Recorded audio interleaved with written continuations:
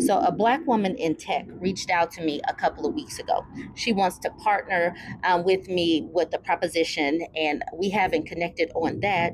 But she reached out to me a couple of days ago with something else, basically a story time that she wanted me to relay. She wanted me to get this information out. So she sent me this email because she wanted to get ahead of the story before the podcasters, the popular podcasters that I'm about to mention, released the story. So she wanted me to release it first. She said, recently I had a discussion with my interns about reaching out to YouTubers as potential investors, recognizing that many YouTubers are making serious money and might be looking to invest. I instructed them to ensure that any potential partners were truly making revenue for real, had a good reputation, were consistent and serious about their business, aligned with our company's values before sending the pitch email, and I sent them on their way to work. However, one of my interns, a young man, reached out to Fragile and Funky unbeknownst to me. Surprisingly, my intern received a response that confused him, and he brought the situation to my attention. This is how I found out about it. As an African American woman, a Black woman, and a software developer, aka professional woman, our company's values do not align with Fragile and Funky, which I also spoke to my intern about when questioning him about it.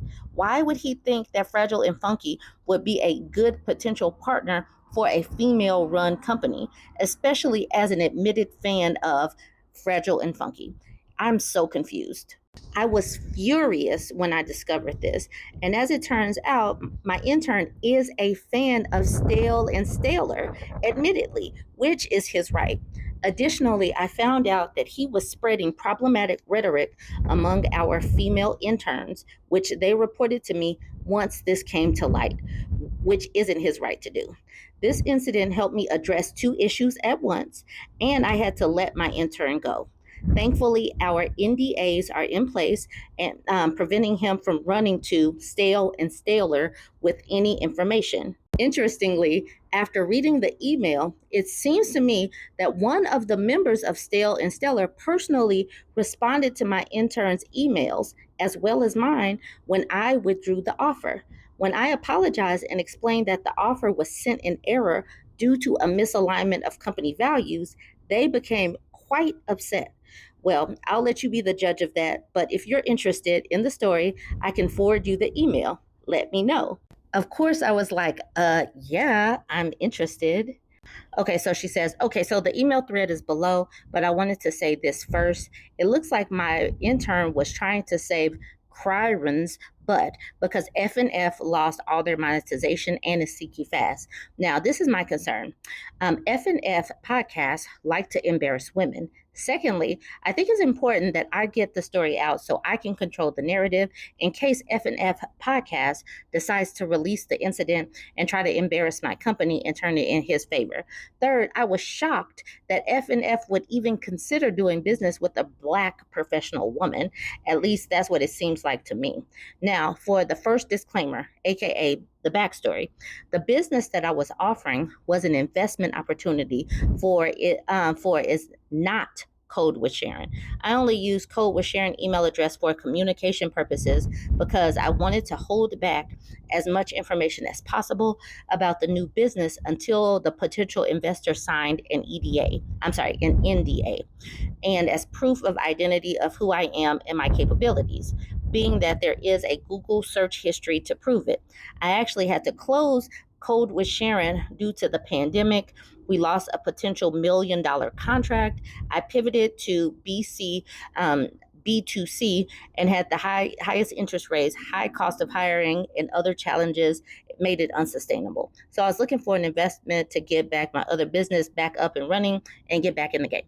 Yes, the pandemic really did hurt small businesses, so I can understand what she's talking about. Okay, so here is the intern sending out the email to this podcast. Here's the disclaimer. Please note that while this email is being sent from the Code with Sharon LLC account, the business opportunity detailed here pertains to a separate venture and not Code with Sharon LLC. I'm using the Code with Sharon email to help affirm my legitimacy as a business professional. The business being pitched is a different business model from Code with Sharon LLC and focuses on a new, innovative FBI inspired game software project. Thank you for understanding. Now, here's the email. Hi, Kryron. I'm Sharon, a software developer with a game changing venture that could be exactly what you need right now. My FBI inspired game software has already proven its potential with a highly successful soft launch on our local news that gained so much attention, so much so that our website crashed from overwhelming interest. We secured H&R Block as our first corporate client and attracted additional interest from other industries. Locally, we're generating 25,000 Google searches per month for our business idea, highlighting strong market demand. The business model or idea is effing amazing. The intern actually used the word effing. That kind of took me aback, but Sharon said that they talk like that in tech.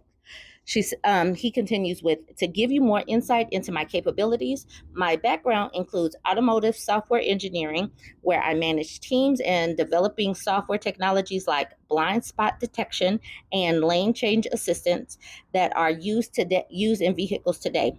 I previously led Code with Sharon LLC, my first business where I developed an e-learning STEM software. With this business, we landed a $700 per student contract with the Michigan Department of Labor to deploy our software across 5 school districts. This project had the potential to grow into a multi-million-dollar contract. Unfortunately, the pandemic halted our progress and since shifted focus to this new venture opportunity, which I'm offering you today, which is already showing impressive results and has significant room for growth as previously mentioned. I'm seeking a serious investor with deep pockets to help us scale further.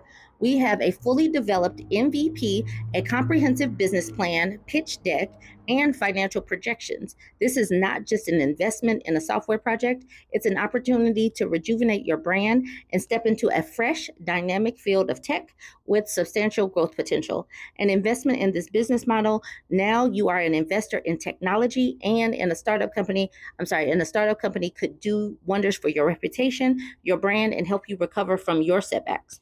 This venture could be the lifeline you need, offering a way to recover and thrive given the challenges you faced recently, including the loss of your YouTube monetization and Instagram account.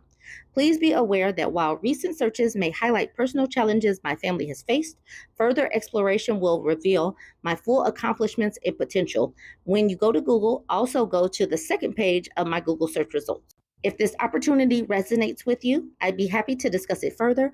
I would ask that you agree to sign a simple NDA to protect my business and software.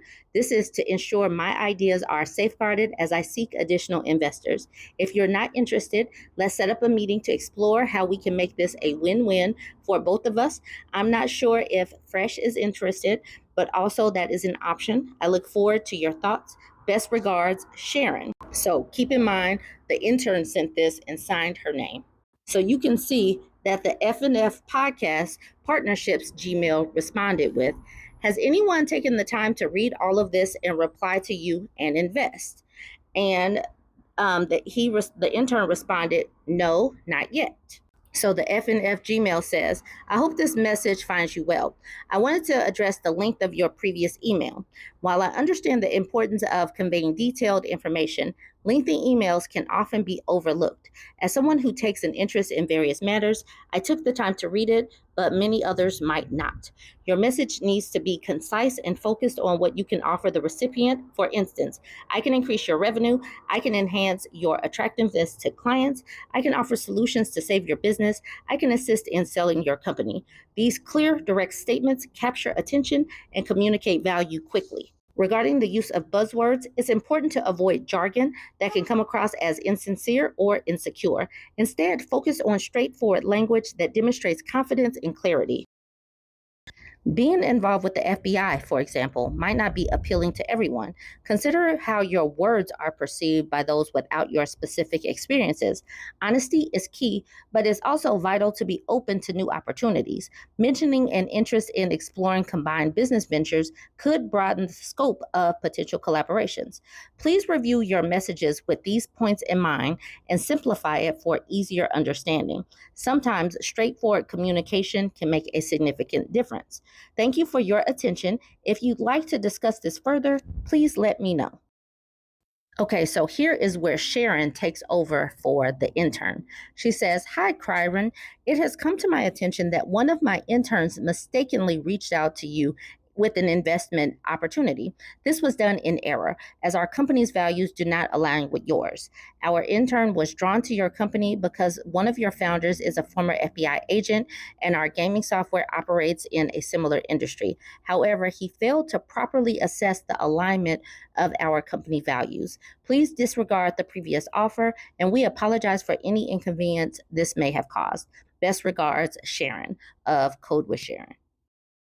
Now, if you look at the dates, you will see that this literally just happened. So someone responded from F&F podcast saying, "What are these values you speak of? You know, the ones that are so off between us human beings. We were recently approached by a team of professional athletes.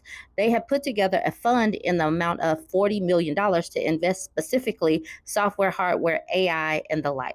Money has no boundaries. Money has no morals. Money is the root of all evil, yet everyone says, 'In God we trust.' Tell me more about the values that are so different between us." And she responded back on Saturday saying, "Okay, we don't discriminate. We're not sexist. We don't hate. We treat people with respect, and we love and treat all people as human beings, not objects for our income, amusement, or disposal. As an African American woman, and being that you hate Black people, especially women, especially Black women, I cannot do business with a company like yours. And I did apologize for any inconvenience this may have caused. But since you asked and opened the door, I would like to ask, what do your mothers think of this? Your parents, your ex coworkers, grandparents, the women in your family, and why did you destroy your career to bash women?" Okay, she asked all that on Saturday. Then, 3.5 hours later, he responds with, "Thank you. Take your time and please show me or point to specifically what you're referring to. Otherwise, it's just an opinion you hold near and dear to your tender heart. If you're correct, then maybe you happen to be the chosen one that can enact change. Otherwise, you're another attention seeking blank, dare I say the word. No, let her have a chance to speak her wisdom. Coded. By the way, you forgot to thank me for the business advice provided. The next one will be billable. You said something about an apology. Save your self respect and don't use it with such trivial matters. God forgives while I advise." He continues with, "I will patiently be waiting for your well thought out and detailed accusations. You can use any media format: words, pictures, audio, video, infographics, PowerPoints, PDFs, or whatever else will float your boat. I can tell this is a start of a wonderful relationship between us, my dear."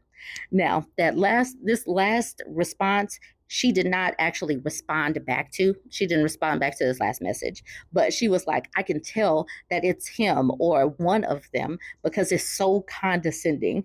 And with all of these emojis, you could tell that he took it very personally, the things that she said. But like I said, she wanted me to put this out there, just in case just in case he decided to release this, because you guys know that they do like to embarrass women. That is on brand for them. And she wanted to get ahead of it. Anyways, go ahead, leave me a comment. Let me know what you think about this situation. Don't forget to like, comment, and share your